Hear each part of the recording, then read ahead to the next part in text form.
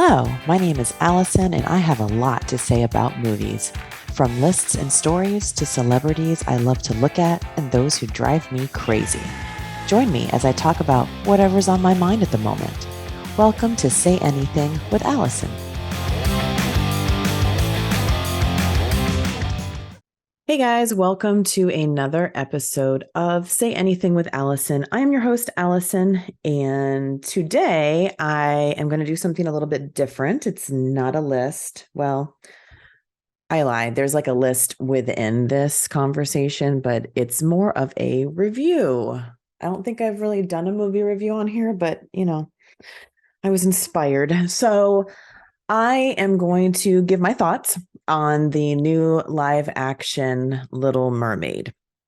In case you don't know, which I don't know if I've discussed this before, I might have on the podcast, but the 1989 Disney movie, The Little Mermaid, is probably one of my top 3 Disney films, cartoon-wise.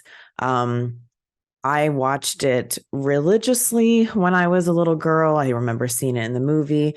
I love Ariel. I love the entire story. It's just one of my favorite movies.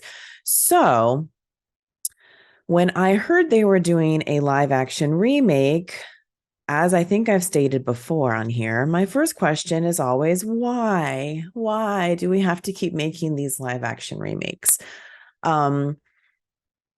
The ones that they've done in the past haven't really been successful to me. Beauty and the Beast was okay. But again, Beauty and the Beast is in my top 3 movies as well.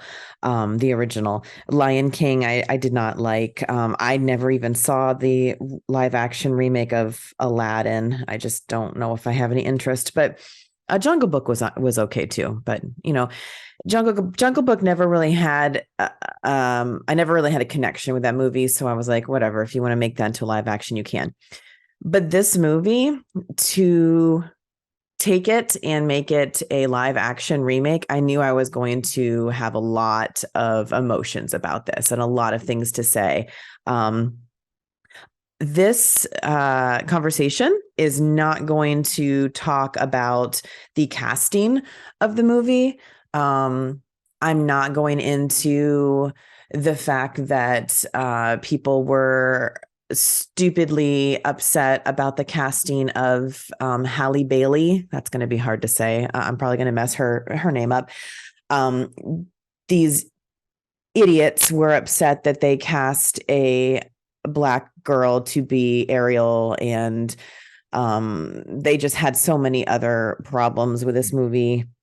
I'm not going to talk about that. What I'm going to talk about is my likes and dislikes, because I went in, I don't want to say I went in with a bad attitude, like I'm going to hate this movie. I just went in a little hesitant that I was going to be picking it apart. And I didn't want to. I wanted to just sit back and relax and just enjoy the movie for what it is, because I get it. It's got to be hard making a live action movie with animals, let alone animals in the sea and a mermaid, because, newsflash, mer people aren't real. So I don't, and this whole time that they've been announcing it, they've been showing pictures of what some of the characters looked like. And, I got to admit, some of them didn't look good, specifically Flounder. But I just wanted to go in and just listen to the music and see what they changed and what they kept in the movie.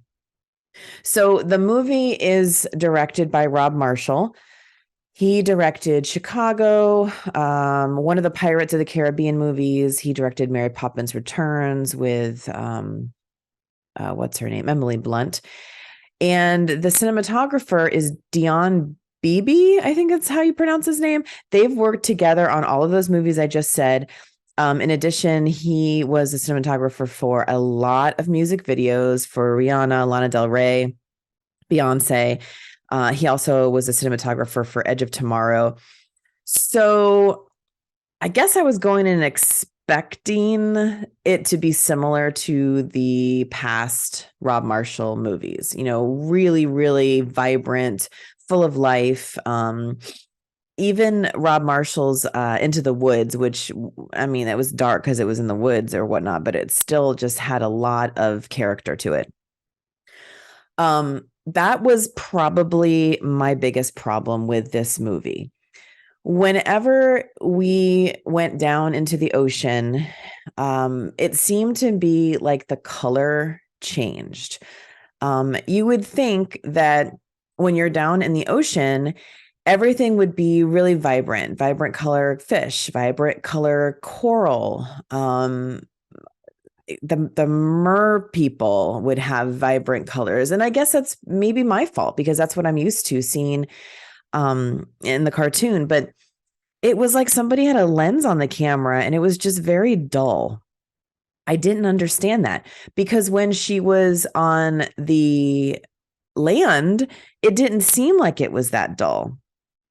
So I don't know. I kept looking like, is there something wrong with the screen? Do they need to turn up the color a little bit? I don't know. That part I didn't really enjoy.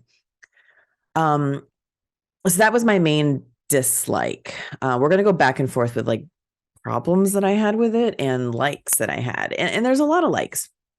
Number one, the casting. Halle Bailey, she was perfect.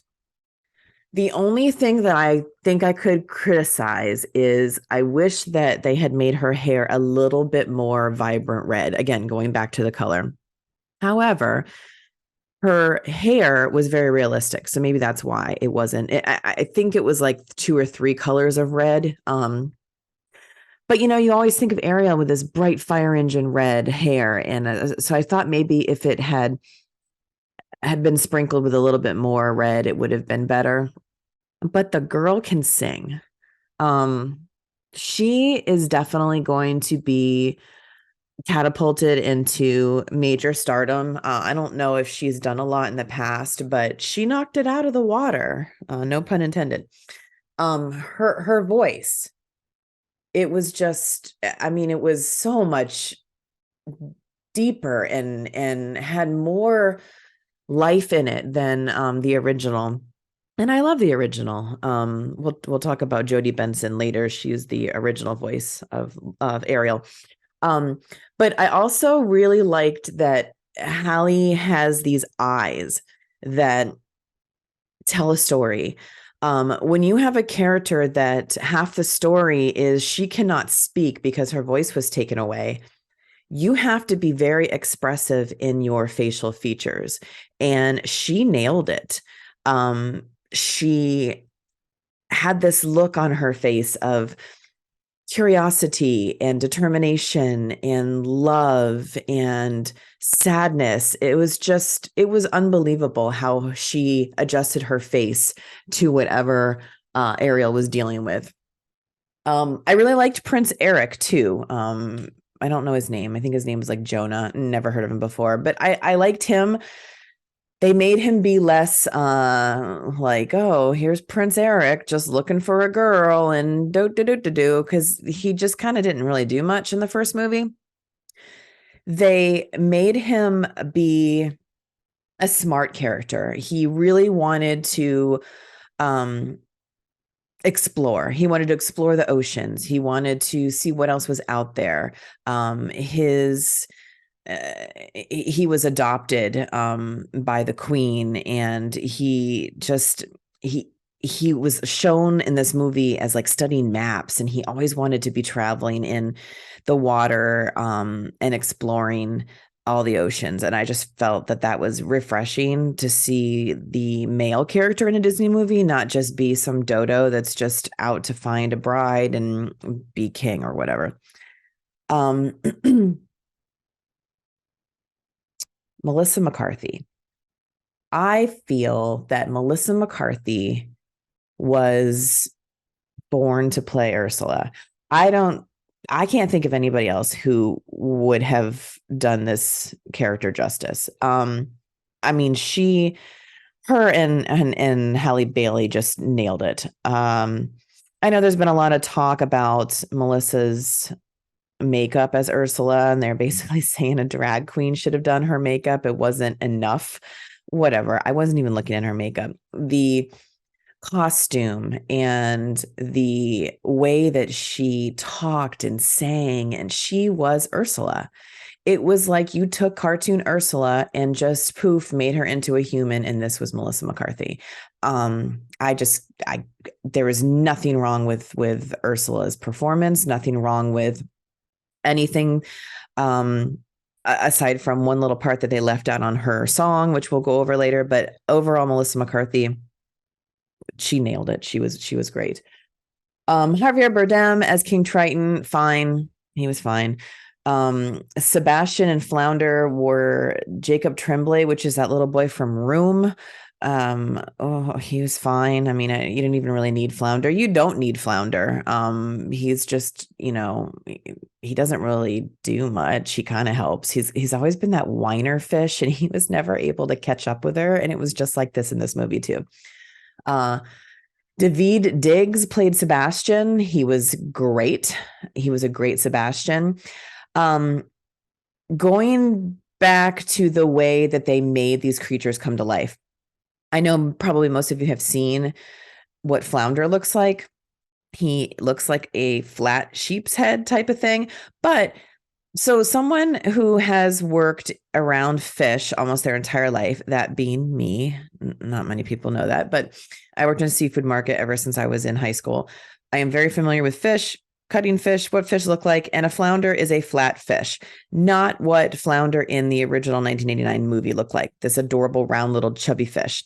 So technically, this new Flounder is more authentic. It's just his face looked like Steve Buscemi, whatever.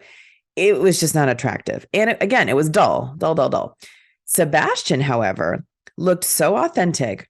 When the screen showed close-ups of him, you could see almost little hairs on his feet and his little claws, because crabs like that have this light skin of like fur, and it was like moving in the water. I don't know how they did that, but he was very, very realistic. Scuttle was played by Aquafina. They changed Scuttle into a different bird. And I forget the type of bird, because I'm not a bird person, but the reason they changed her into this bird is because this bird was able to breathe underwater, which I found very interesting, because there was a lot of scenes where Scuttle was underwater talking to Ariel and Flounder and Sebastian. And I was like, well, they didn't do this in the original. How does a bird speak underwater? Well, that was very smart of them to change that. So this bird they could speak outside of water and underwater, which I thought would have been better in the original, because it just makes more sense. She could have conversations with Ariel and not be seen. Ariel didn't have to come up to the surface. So overall, that is the cast. Great job with the cast, especially Melissa and Hallie. Going back to my likes, they really made this Ariel a more badass Ariel. She was fierce. She was vocal. She did want to be on the surface, right? She wanted to explore. She wanted to understand humans. And that's because in this story, her mom was killed by a human, and she wanted to know why humans hated mermen and mer people, and what the deal was. Why was Triton always telling her that humans were horrible? So she was just very inquisitive, like the original, but she didn't seem that she was just one of those princesses who just needed to fall in love, have a husband, and live happily ever after. They changed a lot of her story in the end scene. I guess I should say, spoiler alert, if you haven't seen a movie that's 30 years old. In the original movie, at the end, Eric kills Ursula. That is not the case in this movie. She kills Ursula. And I thought that was amazing to show the female lead killing the villain, because she didn't need the man.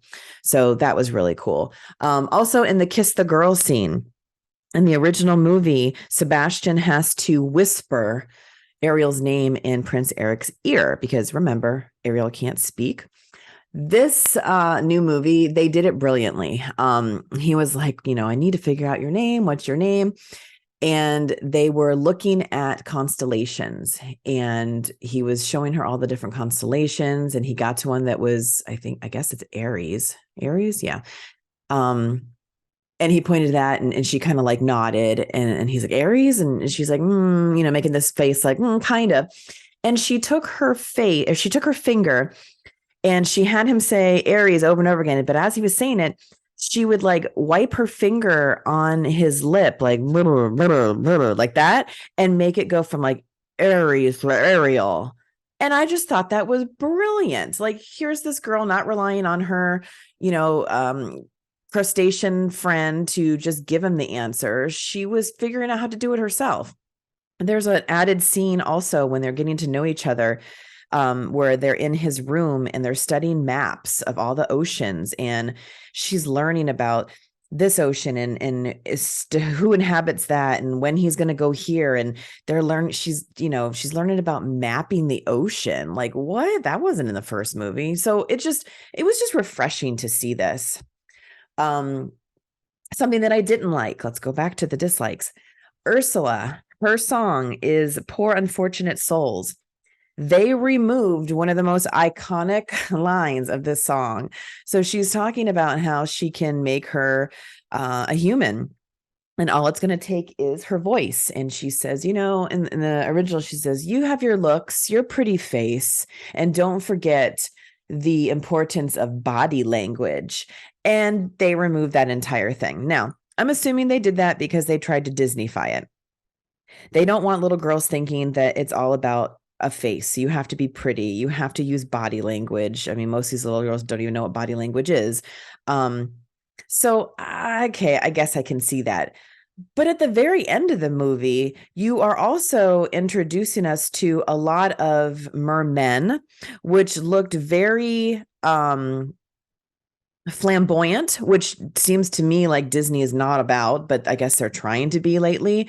But it just seemed weird that you removed that, but you're trying to be progressive when it comes to the diverse mer people in this universe. I just found that to be really weird. Another thing that really, really upset me and made me sad is they removed the entire scene with Sebastian and King Louis, Sebastian and Chef Louis, and we don't get the song Le Poisson.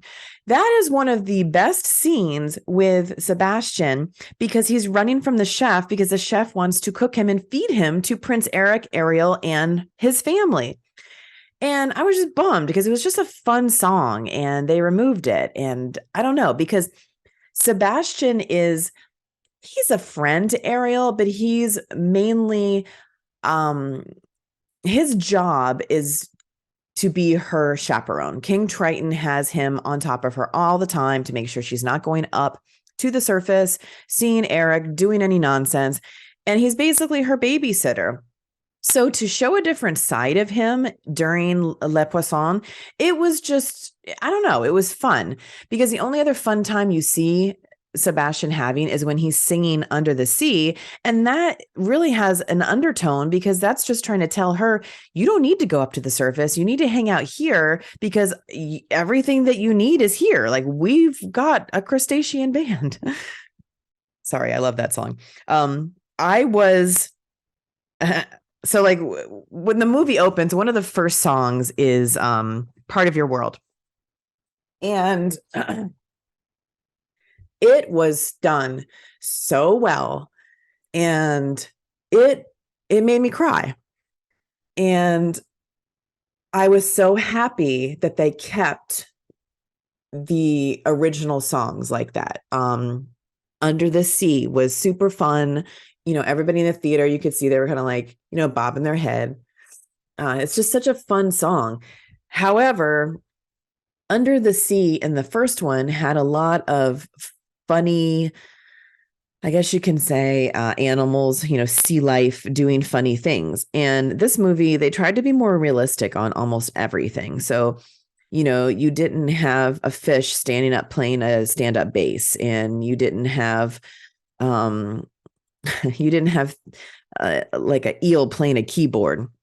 So that was kind of lost, but I get what they're doing. They're trying to make it more realistic, and that's what they did. So a lot of the sea creatures that swam around her during that song were actually, they were creatures, but they weren't like fish with faces. It was like coral or seagrass or seaweed and stuff like that. So, it was still cute, but that part was a little lost. Um, the original songs I was not a fan of. Only one of them remotely worked. And I realized after the movie, when the credits rolled, why I did not like the original songs. It is not because I wanted just nothing but classic songs. It is because these original songs were done by, you guessed it, Lin-Manuel Miranda. It is no secret I am not a fan of his. I think he is overrated. I am not a fan of Hamilton, just because that's just not my thing. I'm not a history person. I understand why people like him. I do think he is talented, but I feel that every movie that he does music for, if you take the music aside and you start listening to it, they all sound the same. And so he did a song for Prince Eric to sing. I don't even remember what it was called. I think I zoned out and just concentrated on my popcorn. I don't remember. It was lame. However, there is a song that Scuttle sings, and it is called Scuttlebutt. It is a rap type song, which, Lin-Manuel Miranda just loves to do. And at first you're like, why is Scuttle with Aquafina's, strained voice singing this song called Scuttlebutt? And as she starts singing it, you're like, okay, this is kind of like lame, but it works. It works for the character, and it definitely worked for the scene, because she was basically telling the story of, you guys got to hurry up and get Ariel to have Eric kiss her, because Eric's about to marry Vanessa, who is really Ursula in disguise. So overall it worked. But it was just like one of those songs where it's like, we don't talk about Bruno from Encanto, where I feel like the kids, once they know the lyrics, they're going to start singing it. Look it up. It's really funny. I can't do it any justice, but it was cute. Okay, so those were my main problems, I think, which, again, not a lot. Go back to a couple more of my likes. I really, really liked how they showed in the beginning all of Ariel's sisters. She has 6 sisters. If you know from the first movie, they all have A names. There's even a little song. It was funny. Like, while I was watching this movie, I was like, that's not her name. Wait, that's not her name. They turned these 6 sisters into very diverse sisters. They had, I think they had an Asian one. They had one that was, she looked like she was from like Ireland. I think they had one that had like really short white hair. They were just really cool, and all of their names were after oceans. So that was pretty neat. It would be really cool to see them do like side stories with them. So I really liked that. Ursula and Triton's relationship was never really a thing in the first movie. It is shown in this movie that they are related. They are brother and sister, I believe. Yes. I also loved the scene where she got Ariel to sign the contract. So in the cartoon version, she has Ariel physically sign her name, Ariel. And I remember seeing this movie when I was younger, after like the second or third time, and I'm like, why? How would Ariel know how to sign her name? Like, she doesn't know English. She doesn't know. I don't get it. So I always thought that was silly.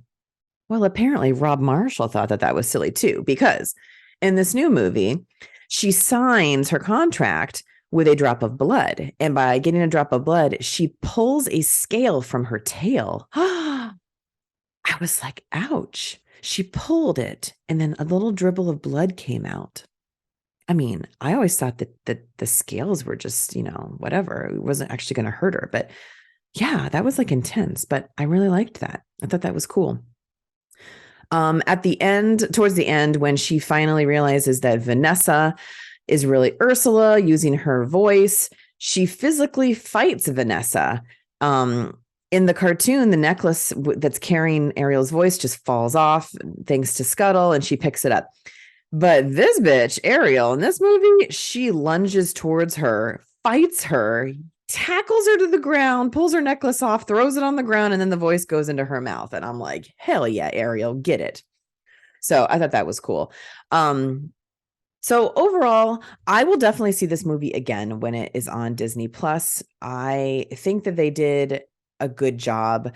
I am not going to get mad over a lot of the silly little things. I just wish that it would have been more vibrant in color. And then aside from all those little things, I think that that's just coming from somebody who has seen the original 50 times and was just a little nitpicky. They did a lot of these scenes word for word, and that made me happy. So overall, I give this movie 4.5 stars or 4.5 fins, whatever. I'm very happy with it. Is one of the few live action remakes that I give my stamp of approval on it. And if you are a fan of the original, watch it. Let me know what you think. If you've never seen the original, maybe you should see this one first and then go back and see the original. I don't know. Yeah, just all the girls are probably going to be upset that at the end she doesn't, magically walk out of the ocean when she becomes a human in that beautiful blue sparkly dress that is just iconic. It's just one of the most iconic scenes in the movie. We don't get that. We have a little bit more dull and dungy dress, but again, it's more realistic, so we got to go with it. Oh, and I mentioned Jodie Benson. Jodie Benson. She is the voice of the original Ariel, and she does a cameo in this movie. And I don't know if many people caught it. It's kind of scary that I caught that. But she was, Ariel was walking around the town that they were visiting. And it was like a section of the town where people were selling things. And Jodie Benson gave her something to eat. And she says, oh, you might need one of these. And she gave her a fork. And oh God, we didn't even talk about that, did we? So she gave her a fork, which, as any Little Mermaid fan knows, it's not a fork. It is a dingle hopper. So she took the dingle hopper from her and started twirling it in her hair, and everybody looked at her, and it was just adorable. A little known fact. I don't think many people know this because I've only had it in my house for maybe a couple months, but I am such a big fan of The Little Mermaid that in my kitchen area, I have 3 framed pictures that I found off Etsy. One is of a fork, which is a dingle hopper. One is of a pipe, which is a snarfblat. And one is of a corkscrew, which is a thingamabob. And I just love them. They make me happy. And I'm so glad they kept dingle hopper in the movie. So go see this movie, give it some love. If you have any things that you saw that I didn't see, let me know in the comments, and I will talk to you next time. Keep celebrating cinema. Talk to you guys later. Bye.